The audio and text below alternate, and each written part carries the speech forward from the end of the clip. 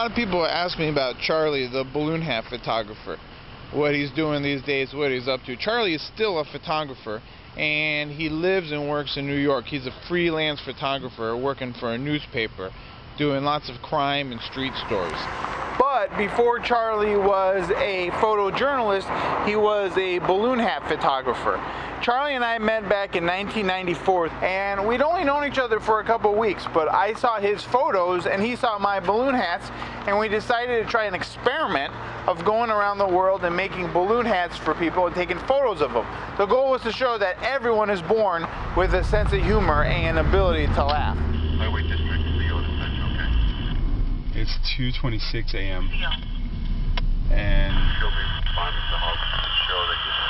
what came over the police radio was that there was a drunken driver and there was an off-duty cop on a motorcycle that was dead. I doubt he'll be left on the street.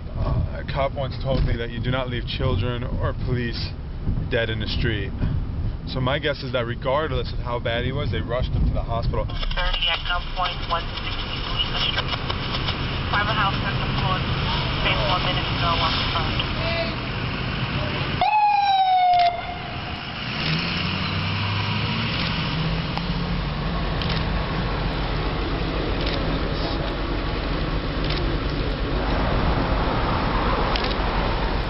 You always hope to, what you hope to express is what the subject is feeling or what the emotional circumstances of the subject are. I mean, my goal is not to really express myself at all. That's not the type of photography I do. I'm not a fine artist, and I always want to make sure that I'm fair to the person that I'm photographing, and that get across as best as possible with their experience. By the time I got home, I had finished about 6:15, and then my editor called me at 11:15 and asked if I could return to the scene of the accident and see if there's any memorial to take a photo of. I don't mind seeing death. I don't like, all right, there's a dead person under that sheet 50 feet away. Okay, I can kind of handle that. What I don't like seeing is like people's pain. Like there was one guy there who was obviously a friend of his or a relative, or maybe it was a fellow police officer. And you just saw his face wrenching, and it's just like that. That's just horrible.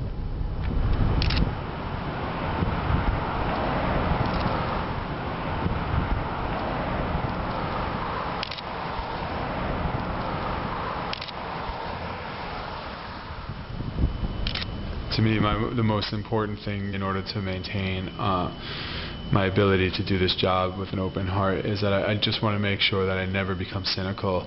I think it's absolutely vital that you feel for each person that you photograph, that you understand their condition, that your heart's open to them, and that you be able to channel it into something that the masses can understand.